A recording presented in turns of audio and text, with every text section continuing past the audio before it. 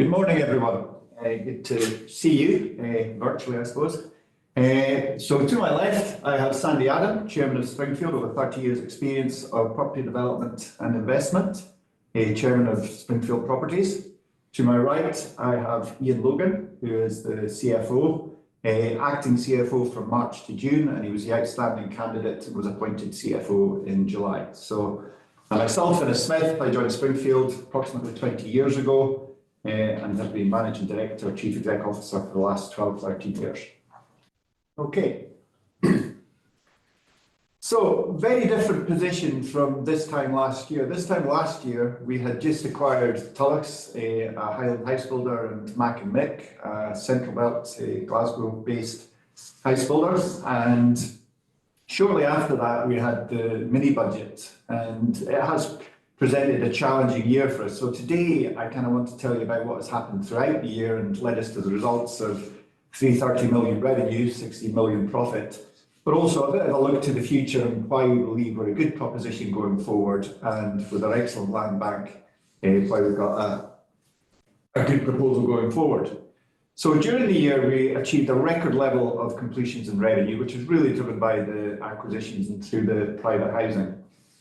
There were, as I mentioned, there was a mini budget happened in September. Our sales, where we would have been taking reservations of 20 a week, went down to 6 or 8 a week for the period September through December. This is all mirrored and echoed by our competition in this market. You know, all of the house builders had that same drop. So we then came back into 2023, and through January through May, we were averaging about 18 sales a week. And it seemed like the market had recovered and we had bounced back. Following that, in June, there was the interest rise, the 0.5% increase to 5%, and inflation was sticking, being more stubborn.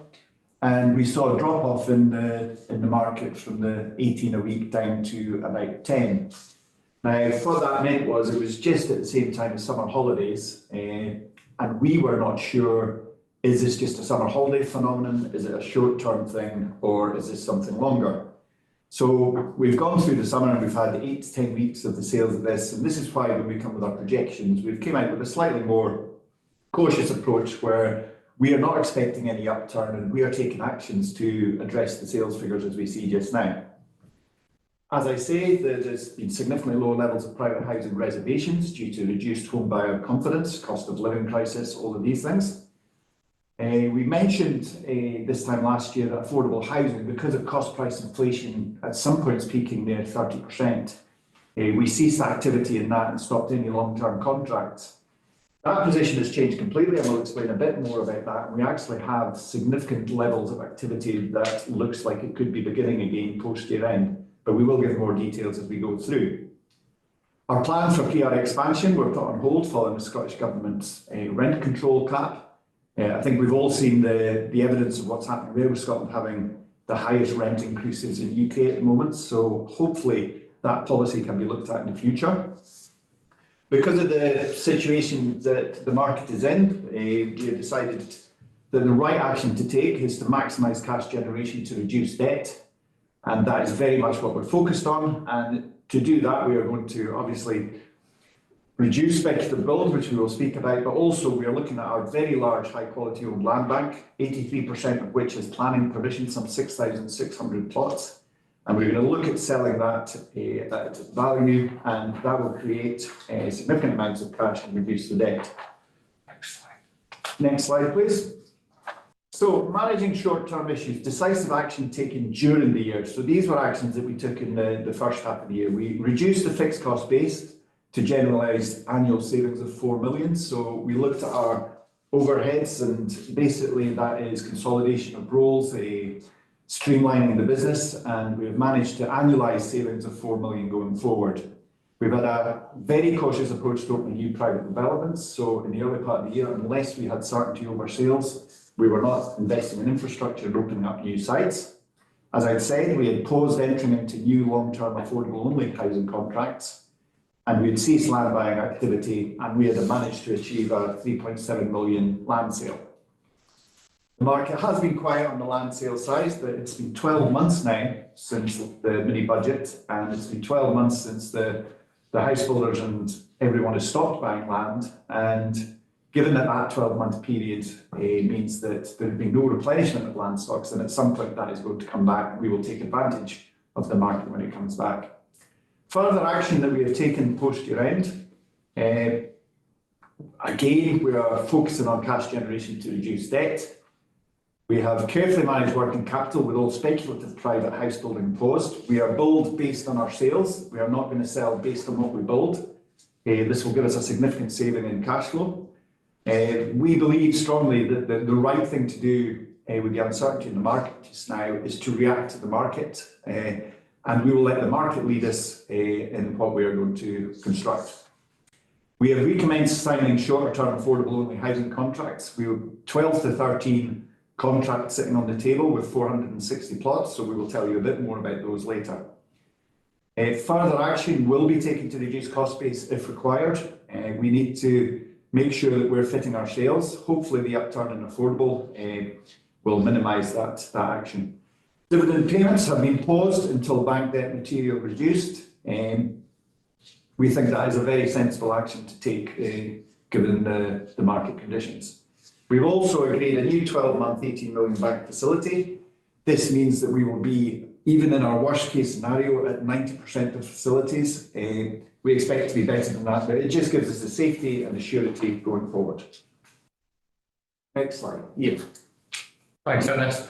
Morning, everyone. The revenue for FY23 was 332 million versus 257 million in May 22. There's three reasons for the increase in revenue. We had 12 months worth of Tulloch in May 23 versus 6 months worth of Tulloch revenues in May 22. That accounted for about 36 million of the increase. In May 23, we had 12 months worth of revenue for Mac and Mick versus no revenue for Mac and Mick in May 22. That accounted for about another 30 million of revenue, and the remainder related to organic growth across the remaining regions in the business. Gross profit increased from 43 million in May 22 to 48 million in May 23.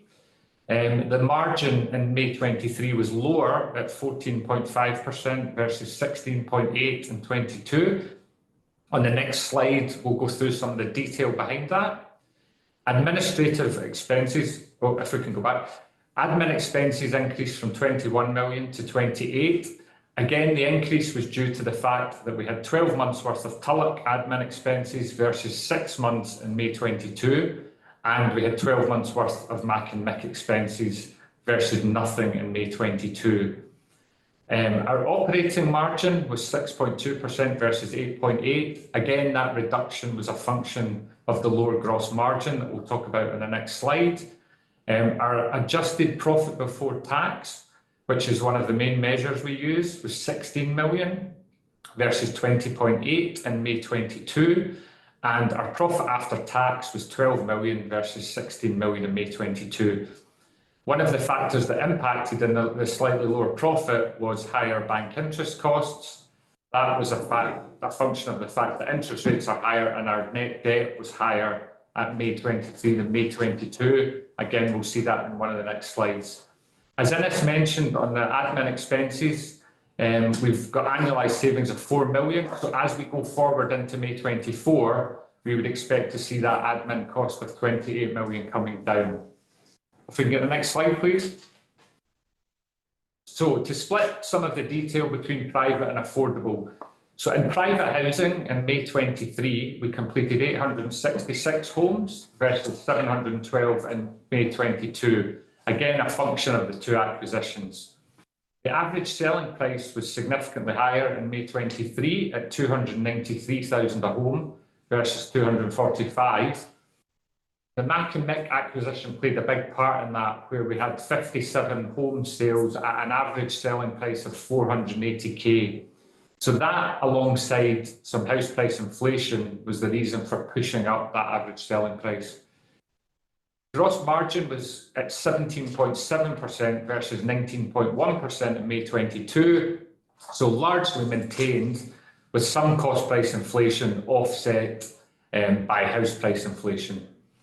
On the affordable housing side, as mentioned earlier by Ines, We'd paused signing new affordable contracts 12 months ago, and as a result, our number of completions was 328, down from 405 in May 22. That flows through into the revenue as well, which was down from 64 to 54 million. In May 22, we made a gross profit of 7 million on the affordable business, and May 23, it was a gross loss of 2 million. A big function of this was the legacy contracts that were signed a number of years ago on a fixed price income versus the continually rising cost price inflation. The positive on that is that those legacy contracts are coming to an end in the next couple of months. And as we go into May 24, we would expect the affordable division to go back to a double-digit gross profit in line with what we've seen in the past. Contract housing, largely consistent across both years. This is our site in Bertha Park in Perth, along with a couple of Mac and Mick PRS sites. Can I have the next slide, please? In terms of our balance sheet, our total assets have grown from 290 million to 330 million. The main reason for this is the acquisition of McTaggart and Mickle, whereby we acquired 45 million of work in progress. And that work in progress, 15 million of it related to live sites and 30 million of it related to future sites. Other liabilities have increased slightly, and that's a combination of deferred consideration and trade creditor movements. Net debt has gone up from 38 million to 67 million. Again, we'll see that in a minute in some detail on the next slide. And our net assets have increased as a result of the profit in the year to May 23. In terms of our banking facilities that we have in place, we have an RCF facility of 87.5 million, which is in place to January 25. We have an overdraft facility of 12.5 million, which is in place to September 24. And as Innes mentioned, we've secured an additional £18 million term loan, again through to September 24, to provide additional headroom for our downside scenario. Can you get the next slide, please?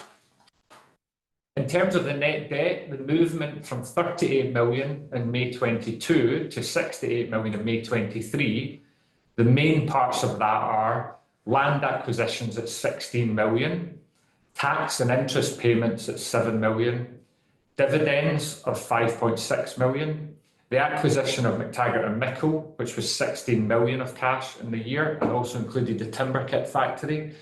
We had the first payment in relation to the deferred consideration for Tulloch, which was 6 million, and all of that was offset by our operating profit of 24 million. So those are the key parts in that increase in the net debt. Next slide. Thank you. This one deals with our land bank. As you see, we've got 6,700 plots which we own, paid for. 83% of them have got planning consent, and that will generate over the next 5 years gross development value of 1.9 million. As well as that, on the right-hand side, we've got strategic land, options over at least 3,000 acres, and that equates to 33,000 plots. 14% of them have got planning consent. Most of our land secured off market and at an attractive cost per plot average of £16,000. It's our strategy at the moment to sell off some of that land at good value to reduce our debt. During the year, we added 15 active sites, 7 of them came from Mac and Mick, and we completed work on 16 sites, and at the year end we were active on 50 sites. Our land buying activity stopped in September 22 after the Liz Truss budget to allow us to focus on realising value from our existing land bank. And the decision was also taken no longer to pursue Gabyside because of planning difficulties mainly there, and that resulted in a write-off of £750,000. Our land bank sale completed during the year for 3.7 million. That was for 59 plots, an average price of over 60,000 a plot, and we aim to sell a further £50 million worth of land over the next 2 years.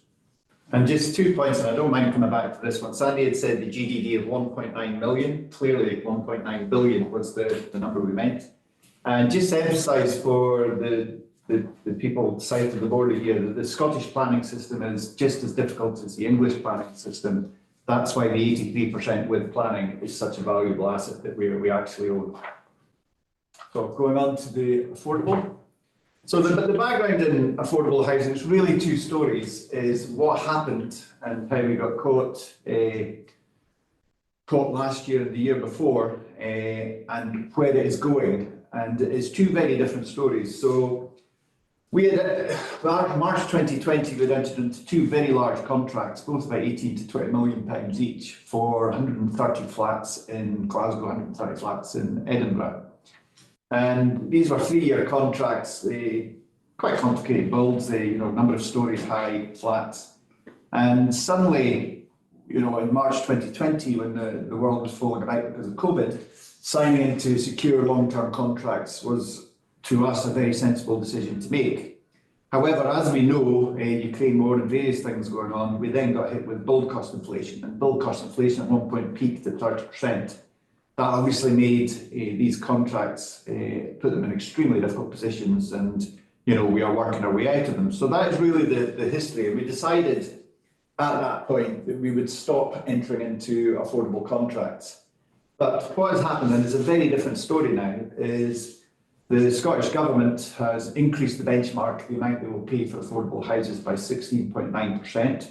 And cost price inflation, we have material build cost inflation is showing a negative index just now. Just to give you an example, I got our purchasing director to give us some figures, and the following products have reduced in cost: fascias and soffits, steel mesh, timber, OSB, chipboard flooring, trusses, external doors, insulation, drainage, ironmongery, and building paper. So we are seeing negative costs. Also, anyone that's following the announcements of all the house builders will see that almost everyone is projecting a downturn in their projections from a year ago of about 30%. And that equates to 50 to 60% drop in profits as well. So that 30% reduction in the industry means that supply chain is considerably eased up, and the labour issues that we were experiencing over the last 2 years are clearly not there in the same way. So that is leading to affordable contracts with build cost inflation less than 5%, which is our kind of marker, is good to engage again. Now, we did sign a contract on 31st of May for 9.7 million. We also signed one last week for 8.1 million. And we have another 12 contracts representing 460 homes currently under negotiation. Now, these have letter of intents from councils. These have been approved in council committees. These are Section 75, so it's a legal requirement to build these. So these 13 contracts, we strongly believe, will be coming in, and we are focusing on getting those signed up so that we can commence. We, alongside, if you look at Vistry, Gleeson, various companies talking about doing affordable housing and seeing it as leading us out of where we are just now, we very much believe in that. For 15 to 20 years, we have had a very good affordable housing division. We had 1-2 years, bad years, which are obviously the ones with the chronic build cost inflation, but we now believe this is completely the different direction. Moving on to the private housing, I have mentioned, and we're all aware that the volumes have gone down. There is still a housing need across Scotland, across UK. Our reservation rates were affected by affordability. Interest rates go from 2% to 6%. That has an impact.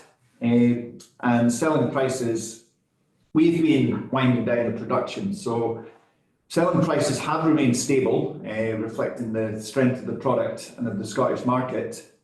But we are very cautious going forward. Our projections, we believe, are as cautious as they can be, and we are not predicting any upturn. And my personal opinion is I think we're going to be looking at spring before there's an upturn, but we need to make sure that we are well placed for the next 6 months so we can take advantage when it does come back. We're continuing with a focus on customer service. Very pleased to see the customer satisfaction rating increase from 93 to 94%. And we are also standardising a construction code of parts to maximise efficiencies. Now, housing delivery in Scotland, next slide. As you see here, there's an undersupply of housing across all tenures in Scotland. We're now the 3rd largest house builder in Scotland, Our sales percentage, we've obviously been tracking, we get Scottish figures, and our sales percentage of the total market has stayed consistent over the last year. So everything we are seeing, we're very confident the other guys are seeing as well. There is a new national planning framework in Scotland. It's unlikely to lead to more houses getting built immediately, so that just means our land bank is even more valuable. I mentioned that the large house builders had not been buying land for a year. But if you do the calculations and you look at a 30% reduction in output, then that equates to about 4 months of a year.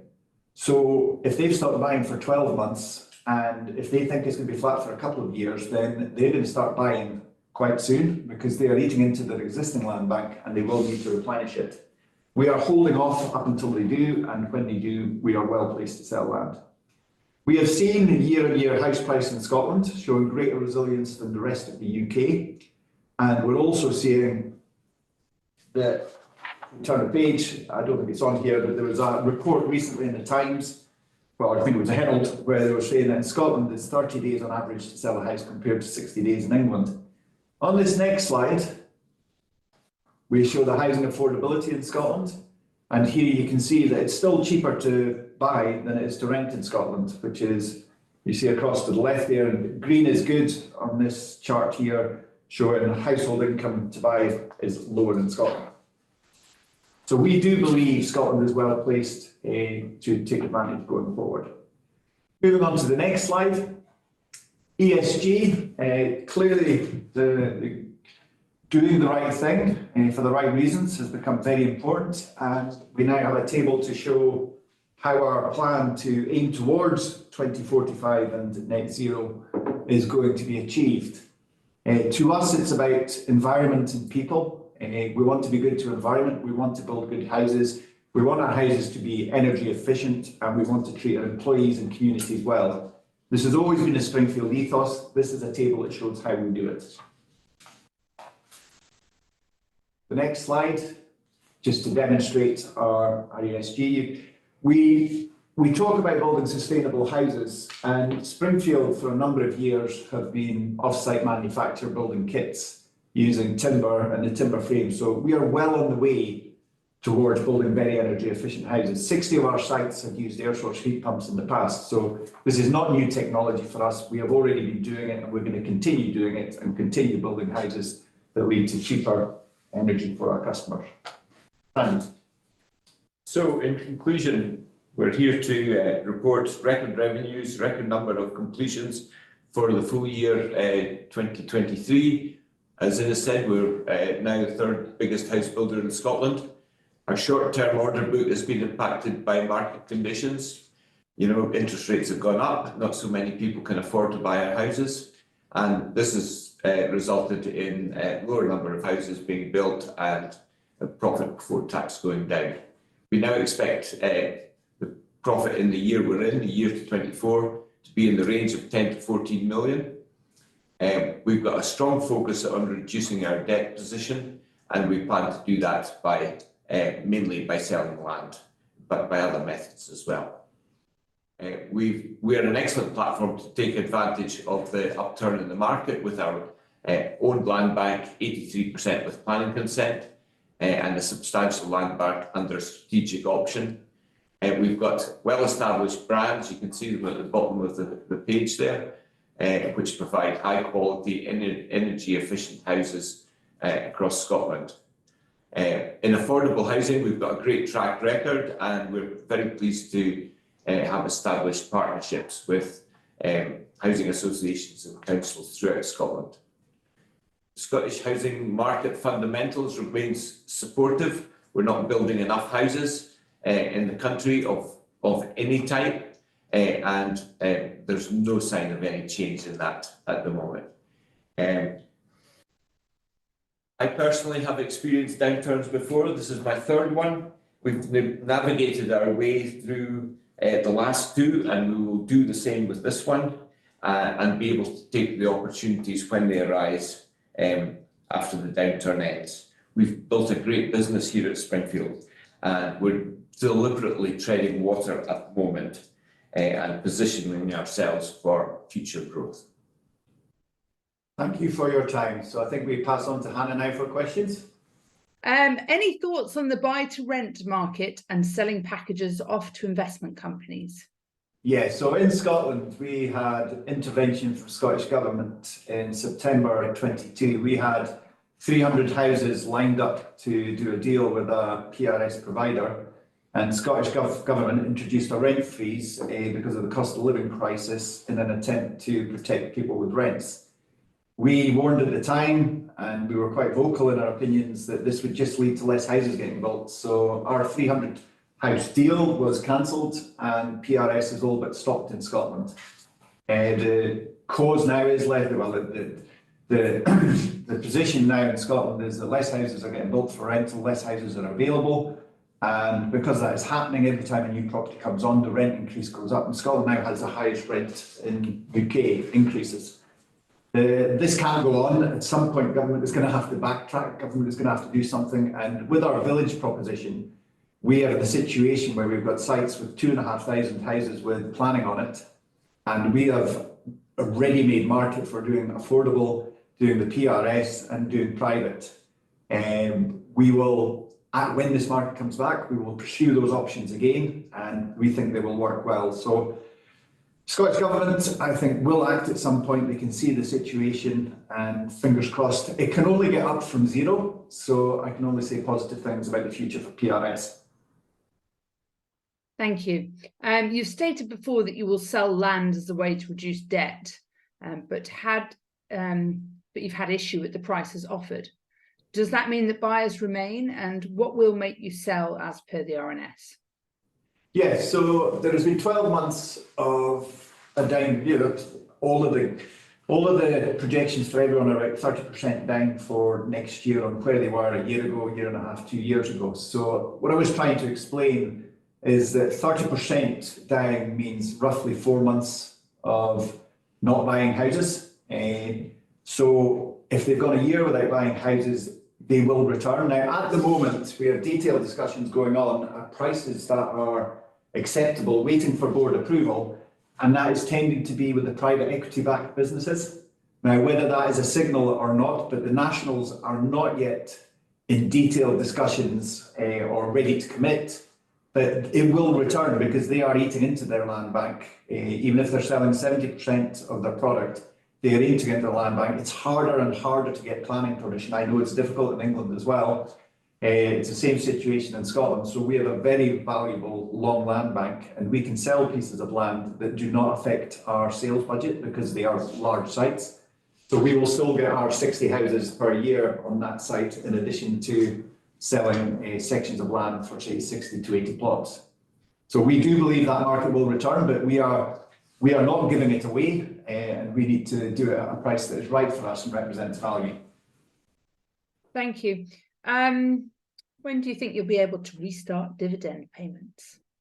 When the market returns, we don't take a decision like cancelling dividends lightly. We understand the impact that has on people's investment decisions.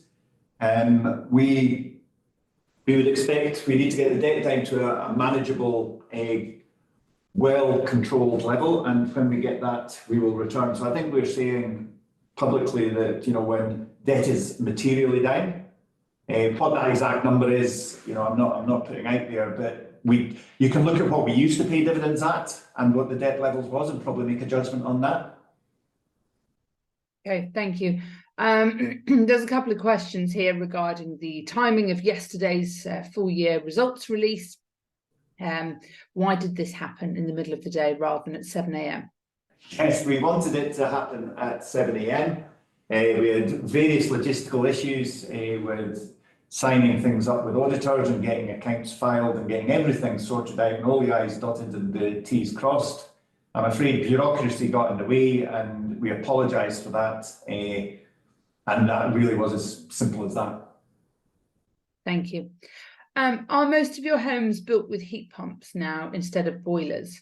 And what are the rules in Scotland for phasing out these gas boilers? Yeah, so the rules in Scotland are, come 2025, gas is not going to be allowed for new build sites.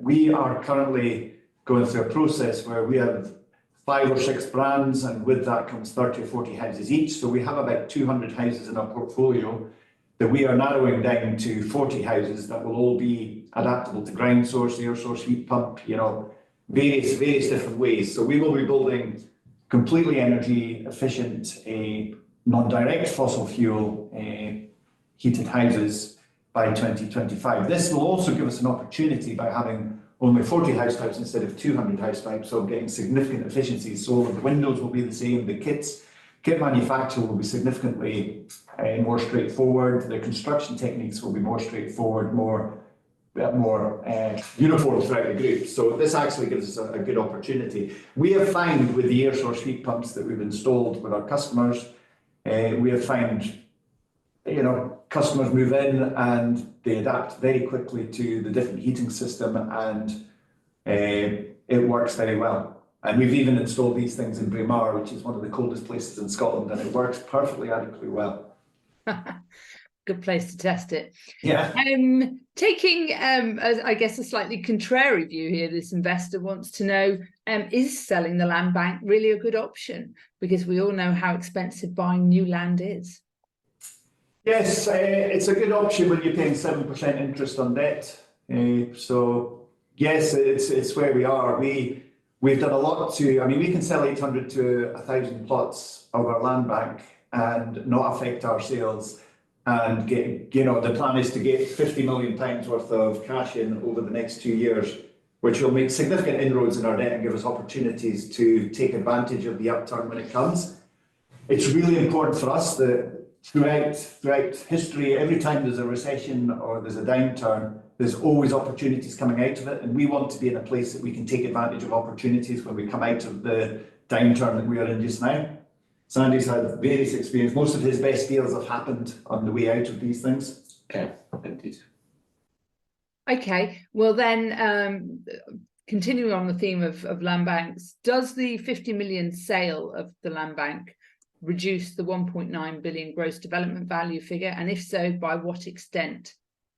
Yeah, so the way to calculate that would be, it would take 20%. If it's 20% of a land at 1,000, well, maybe not even 15% of the GDV would come down. But look at our strategic land bank of 33,000 plots, and I don't know what GDV that would have. I mean, clearly all of them, because it's strategic options, will not come through. But as the 1,000 are getting sold, we will be adding to our land bank from that strategic option sites. Okay, thank you. The 16.9% increase in the affordable housing benchmark, does this mean that you will be paid 16.9% more per affordable home, or is it more complex than that? It's a bit more complex than that, yes. Yeah. The government grant is only part of the financial package that housing associations or councils get to provide the money to pay us for affordable housing. The others, they have to raise some from their own resources and so on. They could get bank borrowing as well. But it tends to be that the government bit is the core bit, and unless that increases, they can't increase the others. So, and you get paid as well, if you put in the sprinkler system, you get extra. If you do, upgrade and the energy efficiency and you get extra for that as well. So it's a little bit more complicated than just we're getting an extra 60.9%. I wish it was that simple. But the big barrier was with affordable housing was the cost price inflation, at one point peaking at, between 20 and 30%. That on a product which we were making 15% on, you can work out what that did to the contracts we were in. But that is the history, and we explained that last year. And the future is with cost price inflation down and with the sales revenue increasing, these are now making double-digit margins again, and we can return with a very good land bank and with our good relationships with the housing associations with a strong business case. Okay, thanks. What are the expected timings of this 50 million of cash realisation from the land sales? So the cash realisation is, if we signed a missive just now, we would expect to get the money by the end of this financial year. So we expect to do 26 this year and 26 next year. The reason it takes 6 to 7 months is because they have to do plot substitution, they have to put they get their planning permission, if you like, or their amended planning permission on what we have. And obviously they have their return on capital targets, so they don't want to put the capital out up until they're able to build and get revenue. So we would expect to get 26 this year and 26 next year. But certainly what we intend to do is, as we sign missives for these things, we will let the market know how we're doing with our land sales going forward. Okay, thanks. Are your selling prices holding pretty firm? Are you offering more incentives to buyers like the other listed house builders? We have on page there was something, one of the pages on the price growth, year-on-year house price growth on page 14. Showed a 1.7% year-on-year house price growth for Scotland. It's a different 14. I've got a different page 14. So next one. There we go. Yeah. So the bottom right graph there gives a good graphical indication of what's happening with the house price growth. But yes, we are.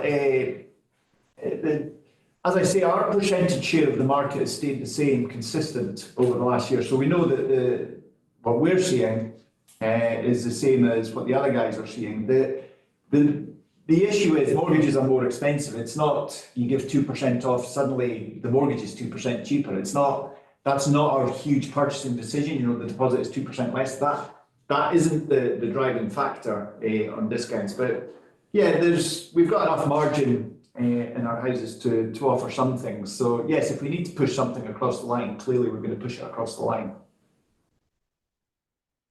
Okay, thank you. How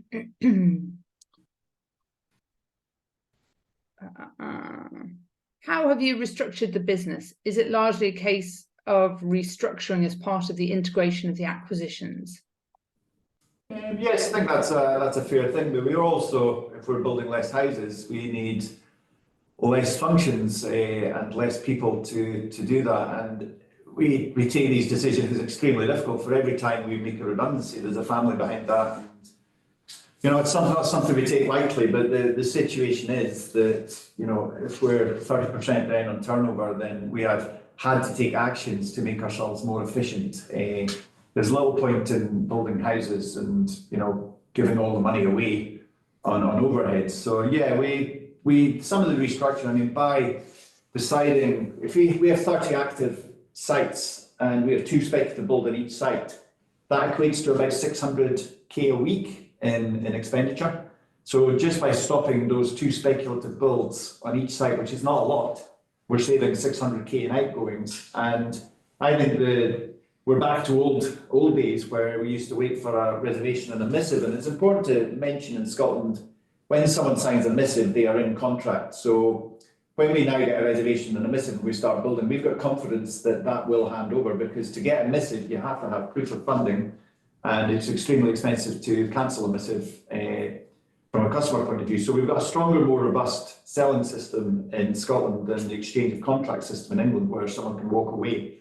So it gives us confidence that work in progress we're working on will give us cash. Okay, well, and perhaps a little more on that original point then. Given your efforts to cut debt, can you comment on the tube obligations re Mick and Mac and Tulloch employees, and does this include redundancy obligations? Yeah, I mean, it was we acquired a company and a transfer. It was a 2P, and all the previous conditions carried forward. So yes, any redundancies, we have to pay the legislative amount, and it's our cost. We bought ongoing businesses, going concerns, and these are our obligations. And obviously these are factored into any of the decisions that we make. Okay. What is your total staff number today?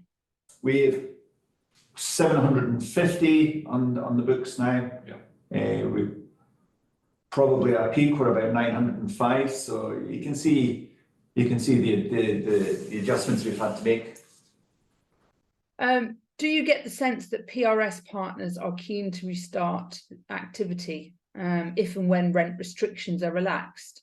Yes, we have ongoing discussions. I regularly meet with one of the main providers in Scotland, in UK, in fact, for coffee.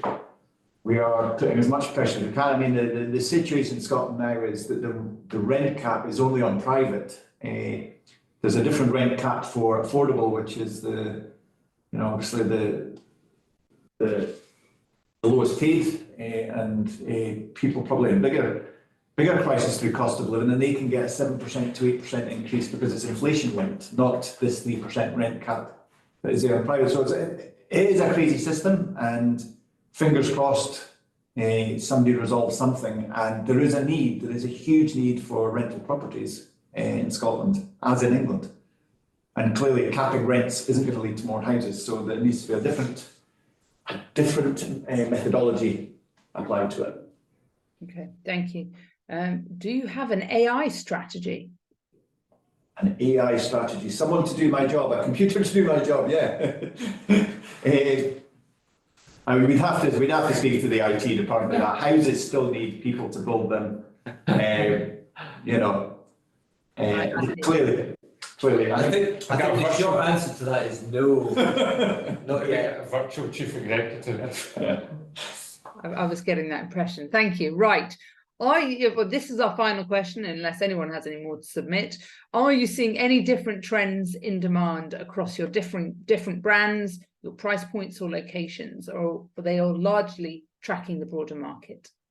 Yeah, I think this is like the ripples in a pond, where you throw a stone in, and generally speaking, London sees the peaks and the troughs bigger than the rest of the country as the ripples from that effect go through. And it's the same in Scotland, where Edinburgh has seen it saw the first drop in demand. Now, prior to the drop in demand, Edinburgh was the highest inflation in UK. I think it was at 8% house price inflation, and it is certainly around about that area seen the biggest drop in demand. But I would expect that to probably recover first.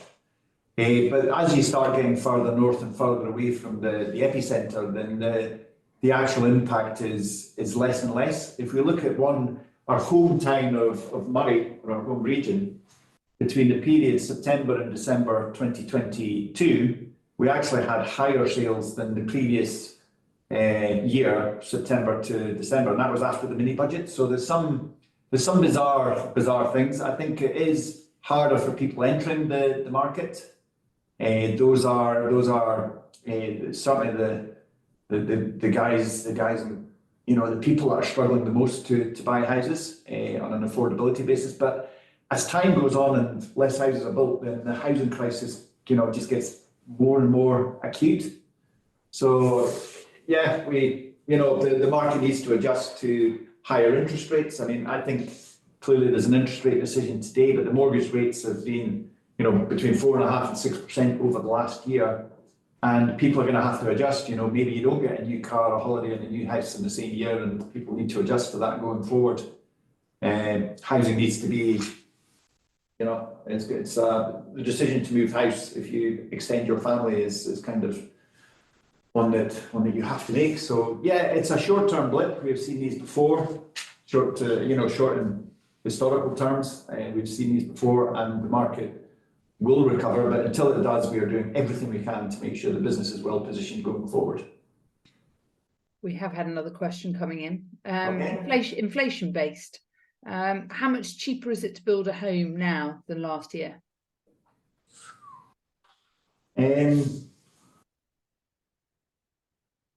Somewhere between 0 and 5. Somewhere between 0 and 5, yeah. It's not something, I mean, it depends which point. Yeah, it depends which point last year, but what we're seeing is, price reductions now. I couldn't tell you off the top of my head where inflation was at a year ago. It's not really a measure I have, but yes, it will be slightly cheaper than it was with those price reductions that we've got. That pretty much covered all of the house, so no exact answer on that. Okay, well, some good questions there, Hannah. I think some interesting ones for us as well. So thanks for that. Good. I'm glad it's prompted some thought. Well, thank you all for joining us. We look forward to seeing you in 6 months' time. For those of you on the call, thank you for joining us as well. And please do fill in the feedback form when we end the webinar now. Thank you, gentlemen. Thank you. Thank you. Bye-bye.